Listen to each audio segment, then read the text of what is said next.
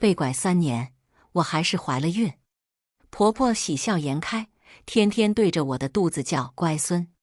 9个月后，我拼死生下了一个女娃，婆婆立马变了脸，逼我吃下用我女儿的命从李神婆那里换来的生子药。不到2个月，我如愿怀上了婆婆期待的男胎，但她没发现村子里的人越来越虚弱，所以我肚子里的到底是什么东西？大家好，开始今天的分享之前，希望你能给人间烟火点个订阅，我将会分享更多优质的内容。这是我被拐到这个村子的第3年，即使我再小心不过，还是怀了孕。一向看我不顺眼的婆婆笑得脸上的褶子都展开了，成天对着我的肚子叫乖孙。我欲言又止，温柔地摸着我9个多月的肚子，一脸复杂，望着外面连绵不绝的大山，我心生绝望，并不想把这个孩子带到这个世界上。咋？又想着你在外面那些破事儿了？婆婆拿着扫把像拎小鸡仔一样拽着我，小心避开我的肚子，用足了力气狠狠地抽了几下我的后背。我疼得眼泪几乎要流下来，想起从前被锁在地窖里的时光，慌忙求饶：娘，我没想着从前在城里的生活，我这都怀孕了，我还能去哪？我是在看志刚什么时候回来。娘，再说了，你也不是不知道，我从前那些家里人对我还不如您对我好呢。婆婆松开了像铁钳一样抓着我的手，对我的听话很满意，浑浊的眼球横了我一眼，哼哼道：你们这些大学生就是贱皮子，欠收拾。我低眉顺眼的应是，不敢多说一句话。跟我一样被卖到这个山村的人，除了像我这样听话的，其他的都还在地窖里被锁着，要不然就是被推到了悬崖底下。这个山村和外界唯一的通道是一座吊桥，上桥的路上一直有村子里的人守在那里，谁也逃不出去。这个孩子，这个和我血脉相连的孩子，或许是我在这里生活下去的唯一希望。下雨路滑，我男人李志刚今天要从外面打工回来，婆婆让我去接他。即使我拄着拐杖走得再小心不过，但身子过于笨重，我还是摔了一跤，立马见了红。婆婆立马尖叫起来，跳脚拍着巴掌骂我不争气，要是她的乖孙有个3长2短，就要我好看。李志刚也在旁边一脸阴狠，蒲扇大小的巴掌像是下一秒就要扇到我的脸上，就像是我刚来的时候那样。我吓得缩了缩肩膀，即使下体撕裂般的疼痛，也只敢紧咬着唇，不敢说话。天杀的，你还待在这儿干什么？看女人生孩子是要沾上晦气的。婆婆推搡着李志刚出了家门，我松了口气。相比于时不时找茬的婆婆，我还是更怕一脚能把我踹飞的李志刚。山村里穷，没什么营养补给，有也舍不得给我这个外人吃，因此我肚子里的孩子不是很大。即使摔了一跤早产，在费了一番功夫之后，我还是平安生了下来。这是我的女儿，是我在这黑暗山村里的唯一光源。我越看越觉得女儿长得好，白白嫩嫩，喂她吃上奶后，不哭不闹，睁着圆圆的眼睛盯着我看，看得我心都要化了。她是我的天使。听着我没了动静，婆婆推开杂物间的门，笑得脸眯成了一条缝。哎呦，老远就听到我大孙子哭了，真皮实，不愧是我大孙子。婆婆的话像是兜头的一盆凉水，把我浇了个透心凉。我生的是个女儿。把孩子抢过去的婆婆也发现了事实，尖叫起来：什么？是个赔钱货，害老娘白高兴一场。走，跟我去李婆子那换生子药。赔钱货留着干什么？即使我苦苦哀求，不要拿我的女儿去换什么生子药，我甚至保证一定生到生出来儿子为止。但婆婆和李志刚充耳不闻，甚至觉得我叫的聒噪烦人，劈头盖脸的给了我几个耳光，打得我头晕耳聋，眼冒金星。外面还在下雨，李志刚拽着我像拖着一条死狗一样。刚生产完本就虚弱，等到了李神婆那里，我已经去了半条命。但我的女儿一直被我好好的护在怀里，不曾沾染半分风雨。李神婆家里摆了很多黑罐子，伴着昏黄的灯光和外面滂沱的大雨声，让我觉得无比阴冷，狠狠打了个寒战。我死命抱着女儿不想撒手，我知道只要把孩子给了李神婆，她肯定没有命活着。撒手！李志刚抬脚便踹，婆婆趁机把女儿夺了过去，一脸谄媚地递给李神婆。我拼命生下来的女儿在她那里像是什么货物一样被品头论足。婆婆说：“老嫂子，你看这死丫头长得多好，您看能不能给引个好小子来？最好长大了能有点出息。”我心如死灰，面如薄纸，嘴唇哆嗦着望向李神婆手里的孩子。从小我就没了妈，奶奶成天说是我克死了我妈，害我爸没了老婆，是个丧门星。后来我爸又娶了后妈，后妈在人前对我极好，但人后对我非打即骂。我像一只流浪狗一样被人从小打到大，好不容易上大学，脱离了那个家，又被拐到了这里。如果我活着就是来挨打赎罪的，我认了，但他们不该连我唯一的女儿都要夺走。我瘫坐在冰凉的地上，阴狠地看着这个屋子里的人，不仅是这几个人，整个村子里的人都得给我的女儿陪葬。李神婆装模作样的掐指一算，脸上露出惊喜的表情。哎呦，可不得了了！九阴吉女，又恰逢阴雨天气，这是极好的路引啊！大妹子，你放心，你家里这个下一胎肯定是村里最机灵的男娃。李神婆让婆婆把我架进了里屋，放在了床上，然后挥手让他们都出去。我一直像饿狼一样仇恨地盯着他们。李神婆小心把我女儿抱了过来，来，跟你女儿告个别吧，这辈子不知道还能不能再见到。这句话像是救命的稻草一样，我用尽全身的最后一丝力气，死死地扣住李神婆的手，猩红的眼里满是血丝。你这是什么意思？你说呀！李神婆好似没有感觉，我的指甲扣进她肉里，她脸上没有一丝异色，一张干的只剩下皮的脸上此刻露出无比怀念的神情。她好像透过我的女儿在看别人。我观察你很久了，我知道你是个聪明人。李神婆摸了摸我女儿的小脸儿，无比温柔。被卖来的人里，只有你还算清醒。你女儿会被我明天送到县城的福利院，以后的事情只能看造化了。女儿的性命暂时无忧。我逼迫自己冷静下来，在女儿额头上亲了一口，然后狠心盖上了襁褓。你想要我帮你做什么？喝下生子药，然后回家等着。李神婆从墙角的黑罐子里舀出一勺黑乎乎的肉，逼我吃下。我强忍着想吐的生理冲动咽下，顿时感觉一股阴冷的气息从脚底板往上冲，最后汇聚到了小腹那里。本来下体因为刚生育过，一直像炙火灼烧一样的疼，现在竟然清凉极了。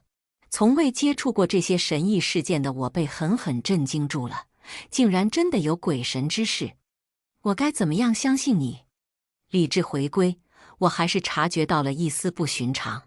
李神婆把女儿放进背篓，见我吃完那坨肉，脸上露出一丝大仇的报的癫狂，听见我问话，嘲讽一笑，自己去看那些求子的人家现在怎么样了吧。我顺从地跟在婆婆后面回了家，因为有李神婆的话，婆婆对我的态度转变丝毫没有怀疑。吃过生子药的人都是这样的。回去后，我沉默了很多。从前最爱的事儿是看向大山，现在最爱的事儿是看着之前给女儿做的小衣服发呆。不到2个月，我又怀了孕，这下婆婆又对我笑脸相迎。李志刚偶尔也会从外面打工回来的时候给我带些吃的，不是为了我，而是为了我肚子里李神婆承诺过的全村最机灵的男娃。现在是农闲时候，我在大山里也没什么事儿干，婆婆恨不得天天带着我串门炫耀她还没有显怀的大孙子。我也趁机观察那些因为吃了生子要生下男娃的家庭，一家还没看出来个所以然，但看完8家之后，我被我自己的猜测吓得冷汗直冒。这些男孩有大有小，最大的不过8岁，最小的刚3个月，都长得白白胖胖，跟我女儿一样惹人怜爱，但他们细看之下竟然长得都十分相似。而且他们家里除了孩子妈，剩下的人都一脸青灰色，像是被什么吸食了精气一样。尤其是那些男人，我还记得刚被卖来的时候，一帮子人站在那里，不说人高马大，但一看就是身强体壮。现在一个个跟吸了很久一样虚弱，再也没有力气去打人。我伸手抚摸着平坦的小腹，掌心一片阴凉。我肚子里的到底是什么东西？又或者说，生下来的男孩到底是人还是山里湿热的天气也挡不住源源不断从脚底板升起来的凉气？这个李神婆到底是什么来路？因为和女儿的性命挂钩，我开始悄悄打听李神婆的事儿。村子里的人都住在山这一边，只有李神婆独自住在山那边的半山腰上，着实奇怪。李志刚在外面做苦力赚了钱回来，婆婆眉笑眼开，高兴地炖了一只鸡，到时候我也能尝到个几块边角料，蹲在地上帮着烧火。我摸着肚子装作漫不经心地问道：“娘，你说我这一胎肯定是儿子吧？这李神婆那生子药到底准不准呢？”婆婆收了笑，一脸不高兴地狠狠在我胳膊上掐了一把。呸呸呸，作死啊你！你没看见吃了李神婆生子药的都是儿子吗？我沈笑一声，突然感觉肚子传来一阵温热，胳膊上的疼立马不见，不知道是不是我的错觉。婆婆的白头发好像忽然多了许多。娘，我这不是年轻没见识吗？不咋知道这里面的事儿，你给我说道呗。婆婆捶了捶自己的腰，嘀咕道：“管那么多做什么？谁知道这李神婆哪里来的这么大的本事？不然她生的那个赔钱货怎么会为了生儿子难产死了？李神婆有个女儿难产死了。”我猛地握住手里的烧火棍，急切地问道：“娘，李神婆的女儿什么时候死的？”婆婆一脸不耐烦，挥手让我老实做自己的事儿，不该问的别问。但她在转身离开的时候，我分明听见了她说：“什么时候死的？这谁专门记这回事儿？”不过李神婆确实是在她女儿死后突然疯了，跑出去1年多，再回来不仅有了这本事，还不疯不傻了，再去串门。我开始悄悄地把话题往李神婆身上引，知道了更多关于她的事。这个李神婆竟然也是被拐来的，还是70年代的大学生。当时她带着村子里其他被拐来的人奋起反抗，差一点就逃出去了，但最后因为怀了孕又不了了之。所以李神婆也是为了给自己的女儿报仇吗？都已经听到这里了，记得给人间烟火点个订阅吧，制作不易，我们故事继续。因为顺利怀胎，本就将李神婆奉为神明的婆婆更加信服她。按照村子里的流言，据说多去李神婆家生下来的孩子更聪明。婆婆几乎隔3差5就让我去李神婆家串门，但她自己从来不进去，只是把我送到院子外。我问她为什么，婆婆说是因为李神婆要成神，不能多和村子里的人来往，除了吃下她生子药的人，别人来多了，李神婆会不高兴。想起我勾连起来的猜测，我摸了摸肚子没说话。但今天我来的早了些，在院子里坐了半晌，也不见有人出来，担心李神婆一个人在屋子里出事。我慢慢靠近了窗户，打算看看李神婆在不在家。村里穷，好多人家的窗户甚至不是玻璃的，李神婆家的就不是。刷着暗红色油漆的木质窗户凑近了，有一股铁锈的味道，像是血，又像是油漆。我探身过去往里看，只见李神婆一脸慈爱地看着一团看不出是什么的肉团在啃食她的肉。我顿时吓得全身冒冷汗，强压住自己尖叫的想法，继续偷看。李神婆只顾着自己眼前那团东西，外婆的乖外孙，多多吃肉，快快长大，咱们一起给你娘报仇。那团肉不知道是不是听李神婆说到了他的娘，开始猛地跳动起来，像是极度愤怒的样子。李神婆安抚道：“哦，你也想给你娘报仇是不是？再等等，第9个已经又回到他娘肚子里了，等到生出来就差不多喽。那个小女孩倒是长得和你娘小时候很像，只是可惜了。”我顿时如坠冰窖，什么叫又回到我的肚子里？什么叫可惜了？李神婆当初都是在骗我。我的女儿现在已经死了，支撑我活下去的力量登时倒塌，我耗尽了全身的力气才能勉强站直自己的身体。极大的悲伤像是潮水一样淹没了我，我痛到只能张大嘴呼吸，泪流满面。老婆子没算错，这个小女娃果真是来报恩的。你看这女娃为了护住她娘吸得多快。也罢，乖外孙，再多吃块那小女娃的肉吧，嫩得很，比我这个老钱婆的强多喽。我双手捂住嘴，不让自己发出声，眼睁睁地看着李神婆从黑罐子里拿出一块鲜嫩的肉，给了那团东西。那是我女儿的肉。吃下我女儿的肉后，那团东西突然变大了很多，也隐约有了人形。怎么看怎么都像村子里那些吃生子要生下来的孩子。看着那团东西逐渐变化，不知道是不是我太过惊吓，肚子竟隐隐作痛。但很快一阵阴凉之气从小腹散开，我又感受不到肚子痛了。李神婆到底是在做什么？因为怕被发现，我失魂落魄地走出李神婆的院子，脑子里一团乱麻。按照李神婆的说法，我的女儿又回到了我的肚子里，所以现在我怀的还是她吗？可是为什么生下来的孩子都是李神婆外孙的模样？不知不觉间，我走到了另外一家人门口，院子里的女人看见了我，招手让我进去坐会儿。是那个8年前吃下生子药的女人，她叫小陈。小陈笑着看自己的儿子在外面玩，一脸慈爱。他家里的其他人都病恹恹地躺在床上，尤其是他那个之前经常打他的男人，现在已经进气儿多出气儿少了。小陈看了眼我的肚子，手里的活计不停：“你这得有4、5个月了吧？也是吃的李神婆给的生子药。”我欲言又止，苍白着脸没说话。他眼里望向大山那边的光芒，眼熟极了，像极了每天我思念女儿的样子。话到嘴边，我突然感觉问不出口。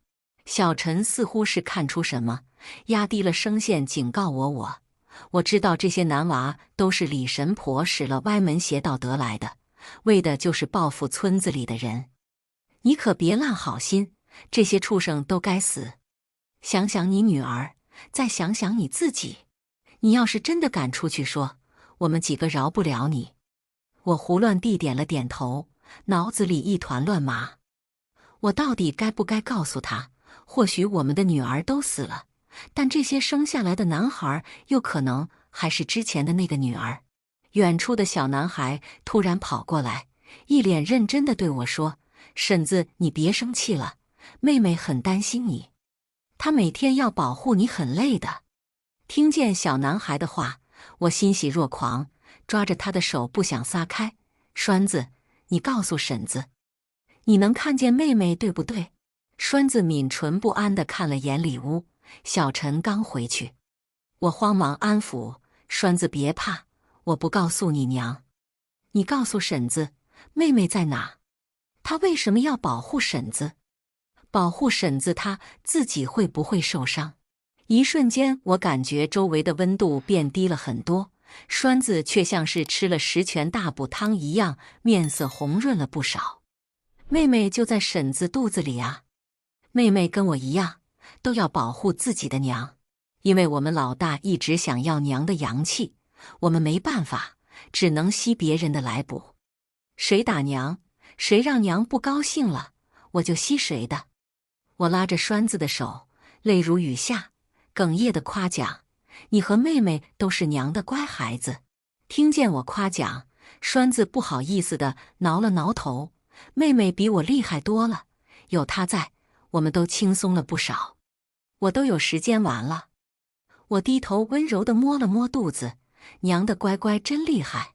话音刚落，我身边吹过一阵阴风，栓子拍手笑道：“婶子夸妹妹了，妹妹很高兴呢。”从栓子那得知女儿还在身边后，我冷静了下来。女儿身已死，我再急也没有办法。当务之急是弄清楚李神婆的目的到底是什么。回到家天早黑了，婆婆站在家门口张嘴就骂：“你个懒货去哪了？天黑了不知道回来做饭，要饿死老娘是不是？”不同于以往的忍气吞声，我出声反呛：“你个老钱婆喊什么喊？你自己是没手没脚，还是瘫床上不能动弹了？”婆婆立马火冒三丈，抄起旁边的扫把就要来打我。我心一横，站在原地不动弹，死死盯着婆婆的动作。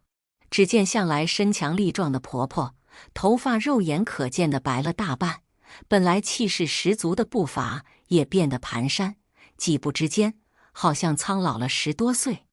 猜测得到证实，我欣喜若狂，眼看棍子就要落到身上，我也做好了挨打的准备。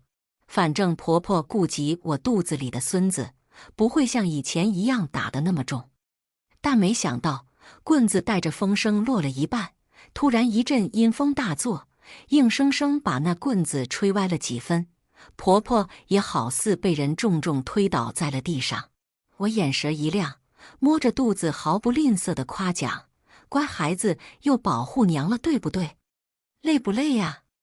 娘挨2下没事儿啊，别累着娘的乖娃娃。”实验得到了超出预料的好结果，我立马去告诉了小陈，因为他年纪最大，被拐来的时间最长，剩下的人都很听他的话。于是村子里开始了每天鸡飞狗跳的日子。不到2个月，村子里的人不是病了就是衰残了。看着时机差不多，我单独去找了李神婆。李神婆比我上次见她更瘦了，几乎只剩下了一张皮。我真的不知道该以什么样的态度来面对李神婆。李神婆这次毫不避讳地当着我的面割肉喂给她的外孙，这孩子早已经和活人没什么两样。李神婆浑浊的双眼盯着我看，声音嘶哑，像是好多天没喝过水一样。那天你都看到了吧？失去女儿的痛顿时让我模糊了双眼。我大吼：“你是故意的！”李神婆干瘪的双手摸着她外孙的头，大笑：“我就知道你是个聪明人。瞧瞧，村子里现在还有几个好人？”我气到全身发冷。李神婆老泪纵横，颤巍巍地把自己的裤腿卷起来：“你也别怨我，我实在没办法了。再不快点儿，我真的等不到亲眼见到为我女儿报仇了呀！”我打眼一看，空荡荡的裤管之下赫然是森森的白骨。李神婆惨然一笑，跟我讲了整件事的始末。10年前，李神婆的女儿嫁给了村子里的一户人家，生孩子的时候难产，她在外面拼命的喊保大，但村子里的人都在指责她，说李神婆断人家香火，只因为李神婆女儿肚子里的是个男孩。李神婆要去外面找医生，但村子里的人堵着不让她去，就怕她这个被拐来的趁机跑出去，再也不回来了。李神婆跪在地上给他们挨个磕头，磕到鲜血流了满脸，也不见有人心软。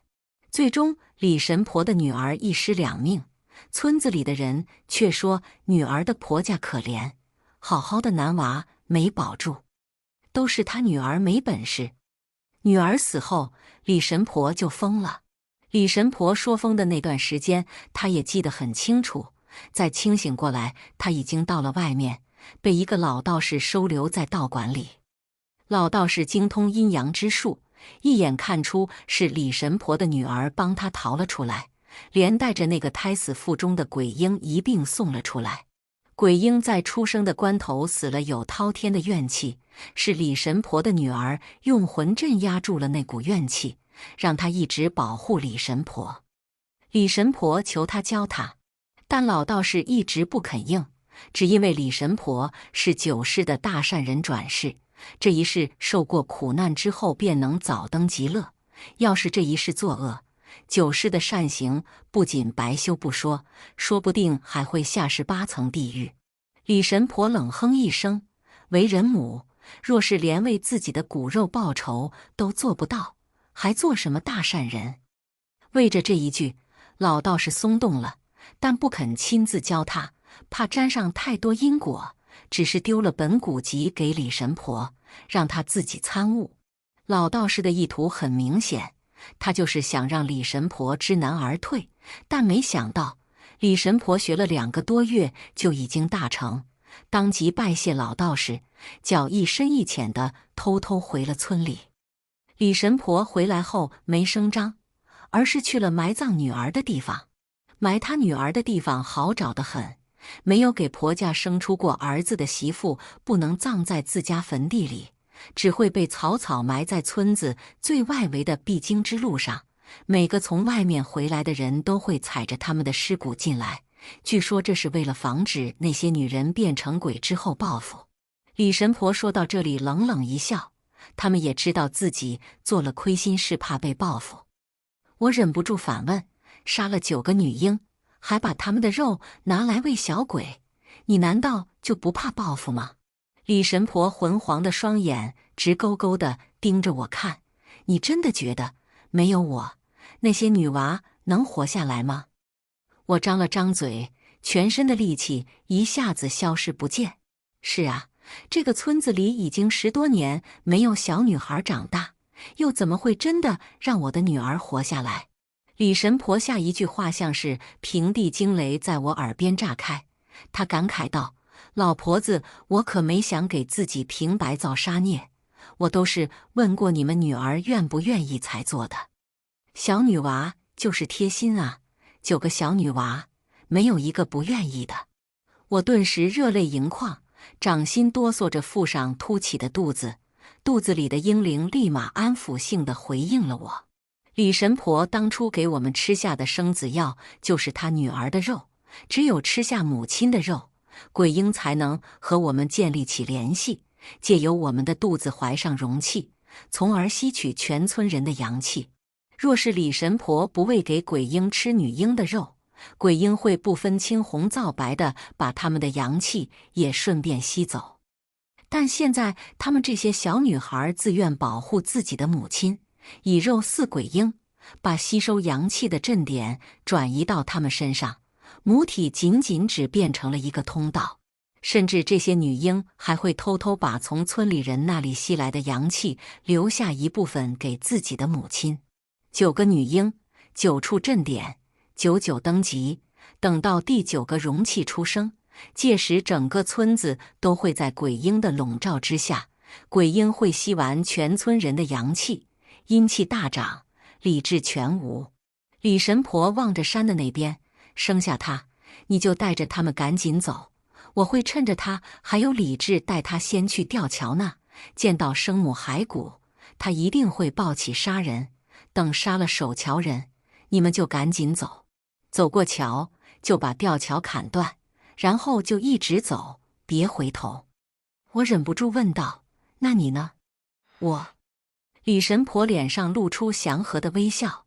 我呀，背负着仇恨活了太久了，要去跟我的女儿团聚了。我嘴唇止不住地哆嗦，最终也没说出什么劝阻的话来。若我是李神婆，那这或许就是最好的结局。又过了2个月，我发现了，村子里到现在能动的人只剩下了我们9个，就如同吃饭喝水一样简单。我顺利生下一个男孩，但我知道这就是我的女儿。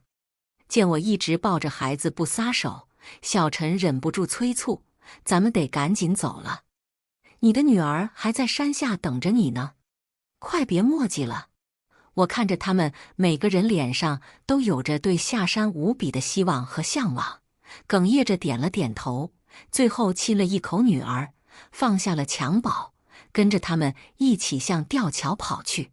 李神婆已经等在那了，干瘪到像老树皮的脸上现在爆发出一种红润的光芒。她挥手：“走吧，快走吧，走过这座桥就自由了。”小陈他们忍不住欢呼着向吊桥跑去，守桥人在后面痛苦的哀嚎，但这哀嚎声好像在给我们吹响奔向自由的冲锋号。从此再也没有什么能束缚住我们。跨下吊桥的最后一步，我忍不住回头看了一眼，李神婆站在桥那边，微笑着看着我们。砍掉吊桥，我们都累得瘫坐在地上，互相看着彼此，笑着笑着，突然嚎啕大哭起来，眼泪不要命地往外流。为了我们受苦受难的这些年，为了失去的自由，为了再也走不出大山的李神婆，为了逝去的大好年华，更为了我们的女儿和他们用命给我们铺出来的走出大山的路。哭累了，我们互相搀扶着向山下走去。忽然有人试探性地问道：“要去立个碑吗？”所有人都沉默了。原来李神婆告诉了每一个人真相。我看着天上皎洁的月光，透过眼泪忽然觉得莫名很像我的女儿，哽咽开口：“去呀，怎么不去？我女儿可不是没妈的野孩子，她是天底下最好的乖孩子。”以上就是今天分享的故事，大家有什么想说的、想吐槽的，欢迎在下方评论交流，也更希望能给人间烟火点个订阅，我将会分享更多优质的故事内容。